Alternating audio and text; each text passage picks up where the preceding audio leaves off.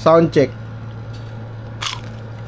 So para naman sa ating lumpiang Shanghai, gagamit tayo ng carrot, tapos bell pepper. Optional, no? Pero masarap pag may ganito. Ito rin, kinchay, optional din. Pero kung merong available, okay. Kung walang kinchay, lagyan nyo na itong spring onion. Pero kung meron kayo dalawa, lagyan nyo na, diba? Pero hindi natin ubusin to lahat kasi masyadong matapang yung lasa nyan pag ganun. And then, di mawawala to, sibuyas bawang. Tapos asin at paminta. Yan yung pampalasa natin. Tsaka konting toyo. Konti rin na sugar. Then ito yung giniling natin. Dapat yung giniling natin medyo dry para ma-absorb niya. And lastly, isang egg. Kailangan natin ng egg as binder nito. Ayan lang. Babalikan ko kayo pagtapos mahiwa nito. I-dice natin ito ng sobrang liit. I-mince natin siya. Lahat maliliit na hiwa. So mas okay kung may food processor kayo, mas mabilis. Like yung ganito, no, yung hinihila lang. Wala kasi ako yung electric. Pero kung meron ka electric, edi mas okay. Yan, so babalatan lang natin to, then mince na natin. Ginamit ko na yung food processor na dihila, guys. Nakakatamad, ang dami. Ayan, so ito na yung ingredients natin. Ito yung carrot, sibuyas, bawang, kinchay, tapos yung spring onion, tapos bell pepper. Kinalahati ko lang yung bell pepper kasi parang medyo madami na yung magagawa natin, no? So dito natin sila yung mix kasi dito hindi kasya. Marami pala. Puro natin ilagay itong giniling, tapos sama na natin ito lahat, no? Isahan na lang. Huwag natin isa-isahin. Okay, so lagay na tayo ng onting asin, onti lang. Tapos paminta, onting paminta, onti lang, huwag masyado madami. Sugar, tea lang, no? Ting sugar lang. Ganyan lang, guys. Ang pabalance lang, ganun. Malaking tulong yung lasa na yan, promise. Yung ting sugar na yan. Then, another pang padagdag ng lasa, magic sarap. Hindi ito sponsor. Tea lang, yan. Tea na, okay na yun. Tapos, konting toyo. Tea lang. Yaw. Tea lang, guys. Hindi lang madami. Then, ihalo natin sila ng mabuti. Bago, pag nahalo na ng onte, ilalagay na natin yung egg.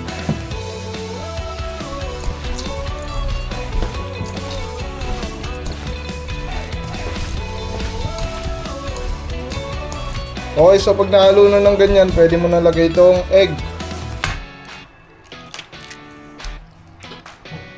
Mash mo lang dyan. Nakakatulong kasi yung egg mag-combine ng mga meat, no? Pero wag din sobrang dami nun. Kasi parang pag naluto yung pork sa loob, parang na siyang eggy. Fold nyo, no?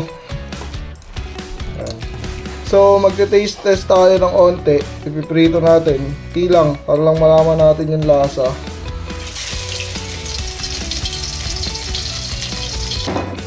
Palamigin lang muna natin ng onte, tapos taste test na tayo, guys.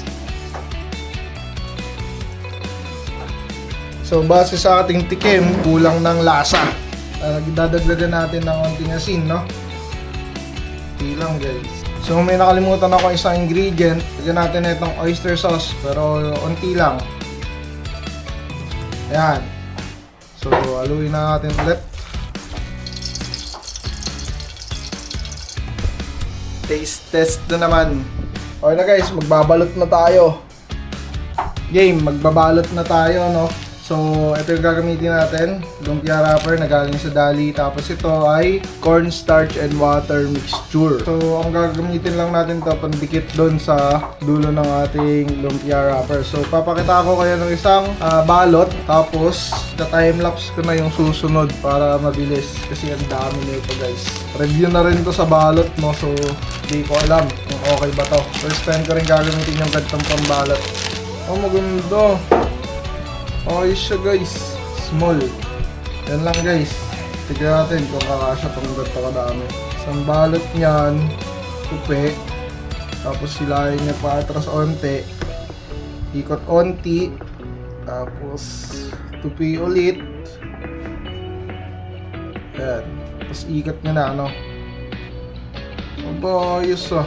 Tapos kuha ka na ito. Mix mo muna kasi pupunta sa ilalim yung cornstarch eh. Lagyan mo yung dulo, no? Sheesh! Meron ka ng lumpia. Ayos din. Maganda yung wrapper, oh. Nakatawa. One down. So, time-lapse ko na lang isusunod, guys, para mabilis.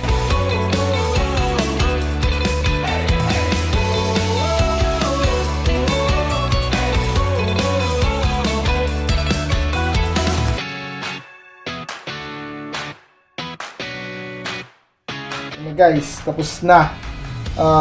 May extra tayo dito. Mga unti lang laman neto kasi sumobra yung lagayan natin. So, inuntihan ko yung laman neto para makapagluto tayo ng onte, no? Matikman natin. So, ito, ilalagay natin ito sa freezer para kung magugutom tayo anytime, bukas, kinabukasan, may pagkain tayo. Mabilis lang naman, iprito lang to, no? So, ilalagay natin ito sa freezer ngayon. Ito, lulutuin natin. Ito mga to, maliliit. Pansin nyo, no? Yan, maliliit sila para silang cheese stick lang. Kasi, tanti lang yung laman yan. Ito, pang subok lang. So, papakita ko sa inyo yung gitna neto mamaya pag may luto na, no? Guys, sobrang sarap. Nakalimutan ko na mag-video. So, ito pala, no? Yung lumpiang Shanghai. Recommended ko yung balot na yun galing sa Dali. Sarap. Malutong siya. Malutong.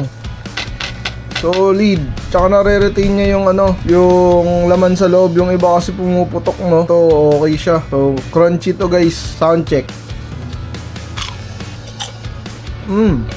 Solid, guys. Okay na. Panakal to, guys. So, kung bibili kayo ng lumpia wrapper, recommended ko na doon sa Dali. Magkano yun? 25 pesos, 35 piraso. So, dun sa palengke, usually ang small is 0.8 pesos o 80 centavo. tapos hindi pa yun lahat magagamit mo. Kasi yung iba butas-butas, yun. Ito lahat, quality lahat, no, maganda lahat. Kaya sa Dali na kayo bumili ng lumpia wrapper. Hindi po ito sponsor ng Dali. Parisan nyo ng Jupran na sweet chili. Panalong panalo, tol. Ayun lang, so yung susunod nating video is yung luto na ng minudo tsaka adobo. Kapag pabukas ko na yun kasi pagod na antok. So, see you doon.